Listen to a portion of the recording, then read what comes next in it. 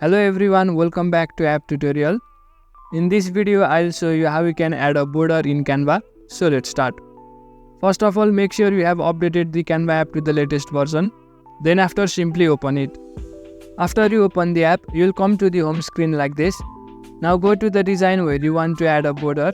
You can either create a new design or open an existing design. After you open the design, tap on the plus sign that you can see on the bottom left hand side. Now tap on elements. After that, go to the search bar and then type border. Then you will get various designs of borders that you can add in your design. After you find your design, tap on it. Then it will be added to your editing layout. Adjust the design and fit it into your layout. As you can see, a border has been successfully added to my design. So in this way you can easily add a border in Canva. That's it for the video. Make sure to leave a like if you found this helpful and subscribe to the channel for further videos.